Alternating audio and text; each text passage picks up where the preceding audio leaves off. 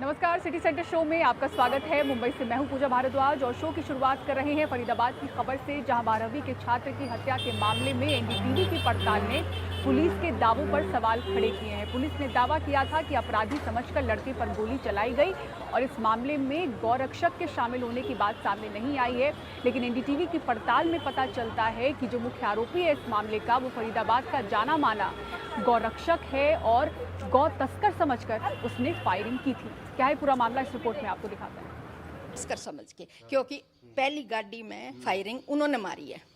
मेरे बेटे की गाड़ी में फायरिंग उन्होंने गोली चलाई है। इन्होंने सोचा ये पक्के तस्कर है, अगर ये पहले ही रोक देते तो मेरा बेटा, कोई दुश्मनी नहीं है। मेरे बेटे को गलत फंसाया जा रहा है।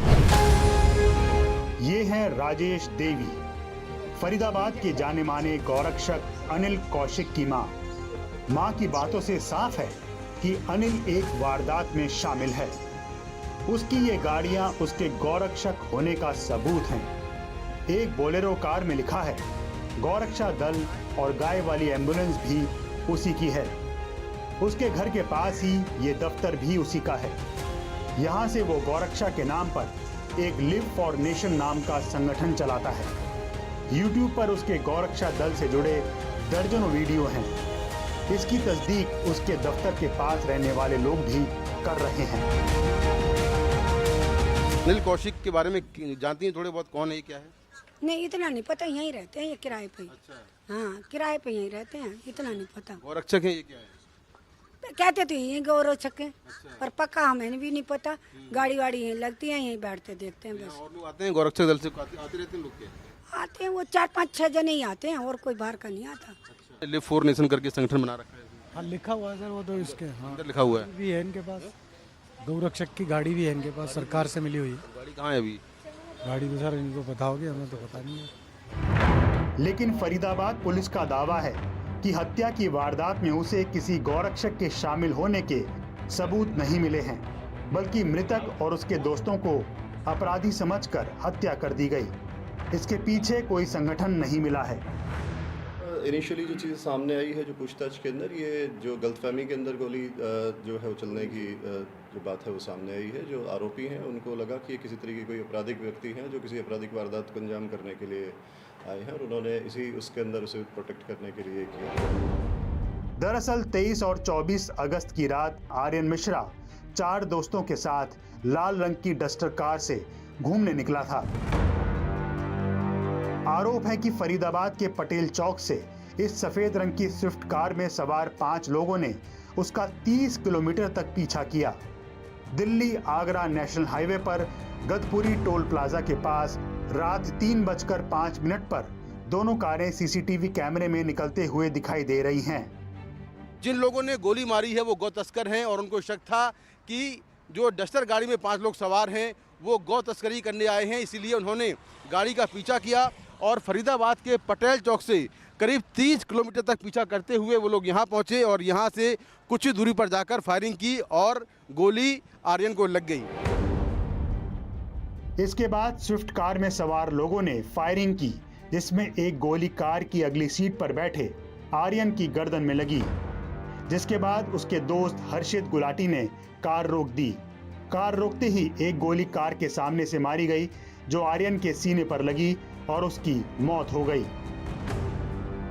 कार से जब दिल्ली आगरा एक्सप्रेस पे वो गुजर रहे थे, तभी पीछे से आरोपी अनिल कौशिक और उसके 4 दोस्त एक कार से उनका पीछा करने लगे और पीछा करते करते उन्होंने धमकी दी कि आप कार को रोकें। लेकिन जब धमकी मिलने के बाद जब मिल रही थी, तब हर्षित जो गाड़ी चला रहा था और आर्यन जो ड्राइविंग सीट के बगल में जो बैठे थे, उन लोगों ने कार को स्पीड किया और तकरीबन 12 मिनट के अंदर 30 किलोमीटर तक का सफ़र किया।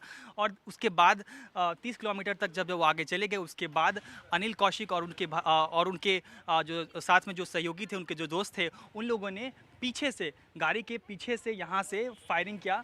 जो सीधा आगे बैठे ड्राइवर के जो बाजू वाला जो सीट है उस पर बैठे आर्यन मिश्रा को गोली लगती है, पहली गोली। उसके बाद जो है दूसरी गोली जो है वो आगे से जो है आर्यन के सीने में दागी गई। उधर मृतक आर्यन के पिता के मुताबिक वो हर्षित के मकान में ही किराए पर रहते हैं। पिछले कुछ समय से हर्षित के परिवार से भी उनके रिश्ते अच्छे नहीं थे, या हो सकता है गौरक्षकों ने उनके बेटे को मुस्लिम गौ तस्कर समझकर मार दिया हो। ये बताइए इतनी बड़ी गाड़ी में गौ कैसे आ जाएगी? और यहाँ से पलवल तक आपने गोली चलाया, मेरे बेटे को गोली एक लग गई, कहीं भी लगी, कंधे पे लगी, सिर में लगी, और गोली किसी को क्यों नहीं लगी, और दूसरी गोली मेरे बेटे को कंधे पे क्यों मारी गई? सर हम जॉब करके अपने 12वीं साल लड़का उसका पेपर आने वाला है, उसको हम सर पढ़ा रहे थे। अभी सर बहुत मुश्किल, इनको अटैक पड़ा हुआ है, अटैक के मरीज ये कहीं जॉब नहीं करते। बीच का लड़का मेरे रोड पड़ा हुआ है पैर में, वो भी उस ट्रेनिंग में है।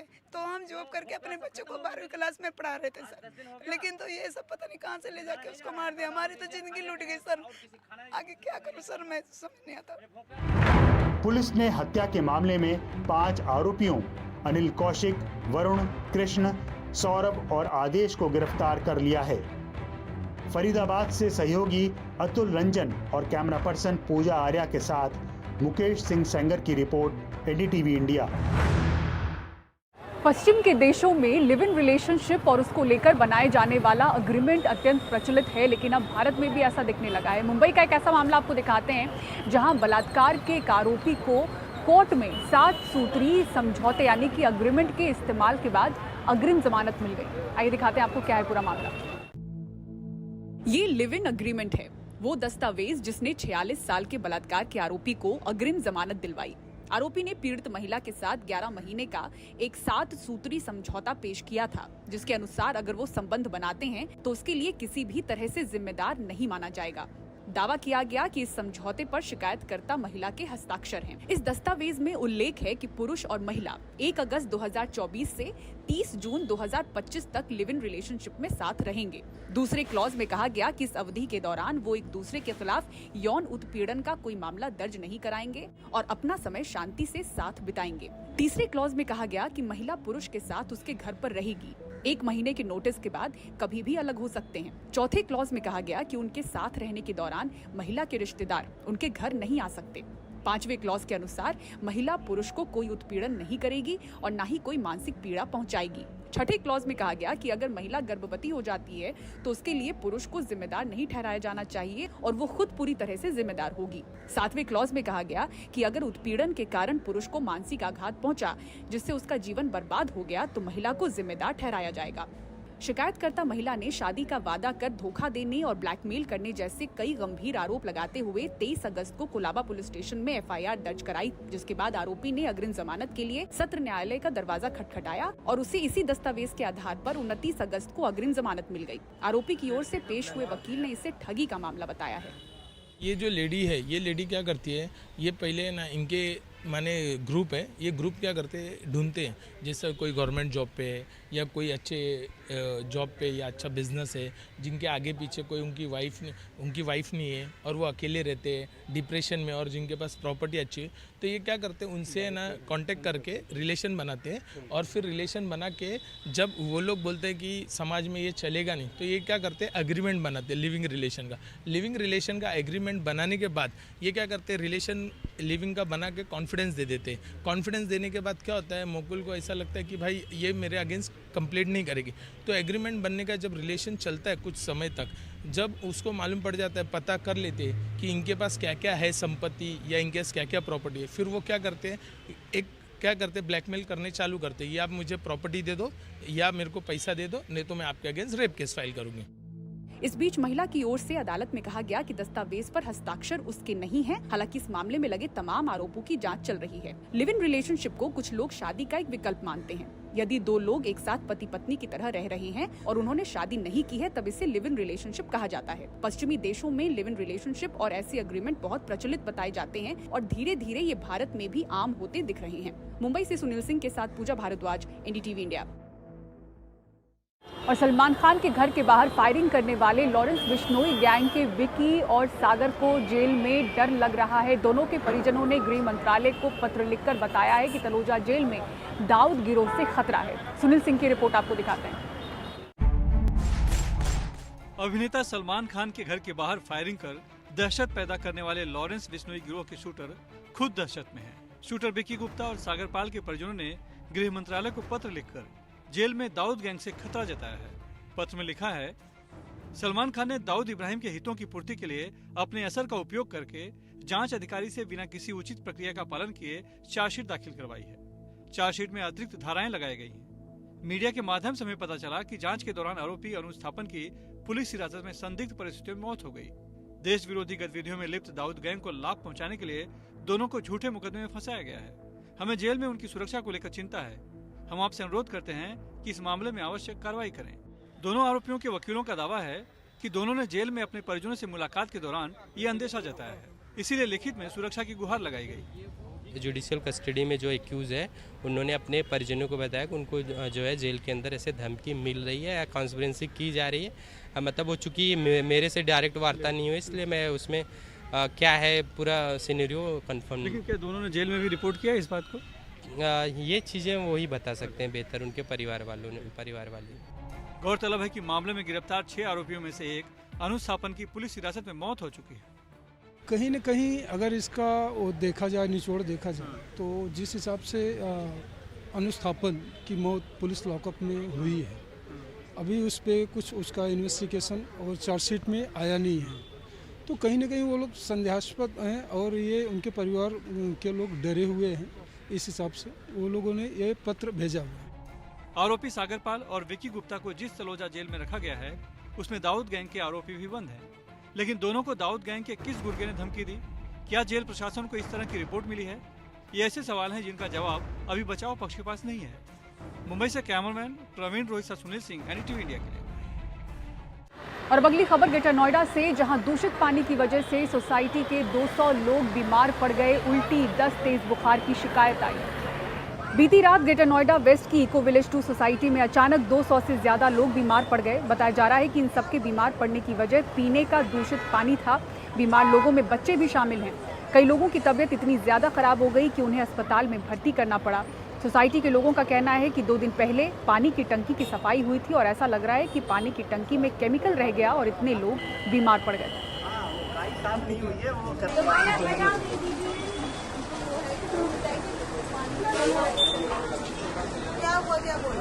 इस इंसिडेंट की इन्फॉर्मेशन जैसे ही हम लोगों को शाम से मिली थी, रात को लेट नाइट हमें इन्फॉर्मेशन यहीं के किसी रेजिडेंट ने दी थी। तब से ही हमारे यहाँ पे मेडिकल कैंप्स पूरे निरंतर रूप से काम कर रहे हैं। रात भर से कैंप लगे हुए हैं, अभी भी 3 कैंप लगे हुए हैं और जनरल बेसिस पे सबको ट्रीट किया जा रहा है।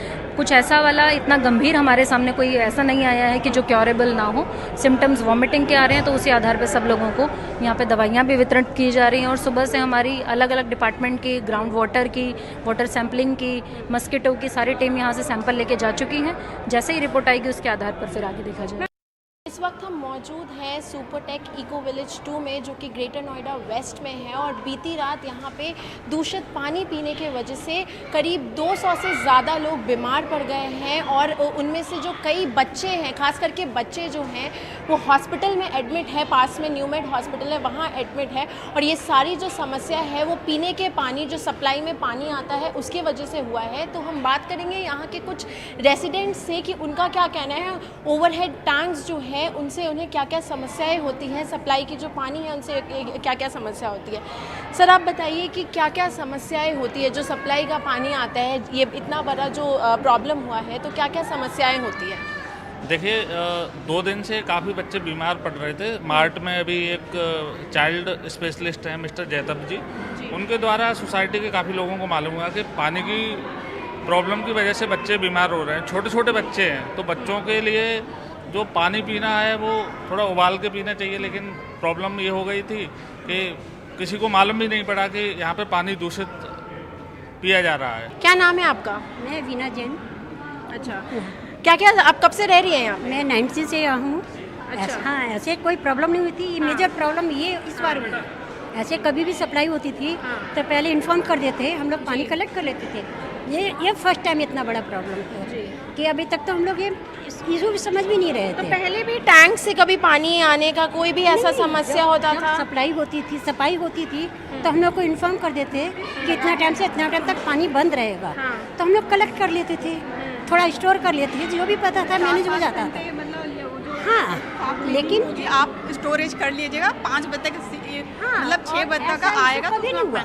हम तो 19 से यहाँ रह रहे हैं। सर आप क्या कहना चाहेंगे, क्या क्या समस्या है? मैं यही कहना चाहूँगा कि यहाँ जो समस्या उत्पन्न हुई 2 दिन से शुरू हो गया था, लेकिन लोगों को ये नहीं पता चल रहा था कि हमारी डाइट की वजह से हो रहा है या क्या हो रहा है। लेकिन कल ऐसा हुआ कि अचानक डॉक्टर जो हमारे मार्ट में बैठते हैं उनके पास लाइन लगना शुरू हो गया, तो लोगों को लगा कि नहीं कुछ प्रॉब्लम है, तो फिर पानी चेक कराया गया, सैंपल लिया गया है। बट जो हमारे अधिकारी आए थे अथॉरिटी से, उन्होंने अपना पल्ला झाड़ने की कोशिश भी किया कि नहीं ये अथॉरिटी का रोल नहीं है, इसमें हम आपकी पब्लिक की जो रेजिडेंट्स रह रहे हैं उनकी और मेंटेनेंस की इशू है।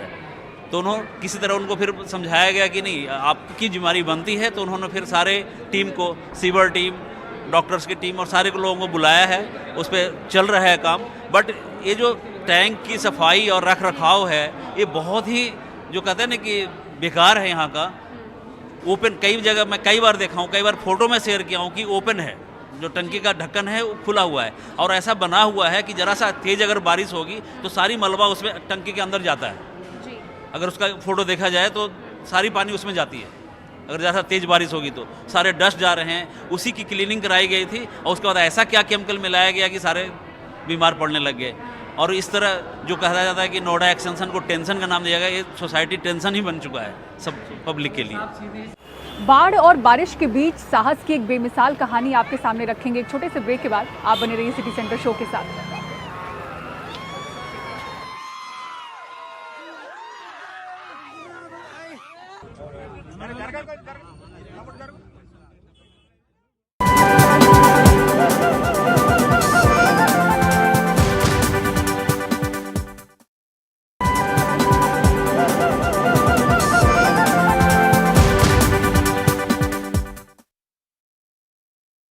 आंध्र प्रदेश और तेलंगाना में बाढ़ और बारिश से हालात बेहद खराब है। युद्ध स्तर पर यहां पर बचाव कार्य चल रहा है और इसी बीच खम्मम जिले से साहस की एक बेमिसाल कहानी सामने आई है, जहां पर एक शख्स बाढ़ में बचे लोगों को बचाने के लिए जेसीबी लेकर पहुंच गया। आइए आपको दिखाते हैं ग्राउंड रिपोर्ट। पानी अपने साथ सब कुछ बहा ले जाने को तुला है। रविवार को खबर आती है कि 9 लोग एक टूटे पुल पर फंसे हैं। अपनी जान बचाने के लिए वो गुहार लगाते हैं। रात हो गई, लेकिन खराब मौसम की वजह से हेलीकॉप्टर नहीं पहुंच पाया। लेकिन देर रात अचानक एक आम इंसान वहां जेसीबी लेकर पहुंचा। अपनी जान की परवाह किए बगैर सुबह खान ने जाने से पहले कहा कि हो सकता है कि वो वापस ना आए, लेकिन अगर आए तो 9 लोगों की जिंदगी बच जाएगी। आखिरकार वो ब्रिज पर फंसे लोगों की जान बचाकर एक हीरो की तरह वापस आए। उनकी बेटी को अपने पिता पर गर्व है। నా చెయ్యి బాడీ అంతా షివర్ అవుతుంది నాకు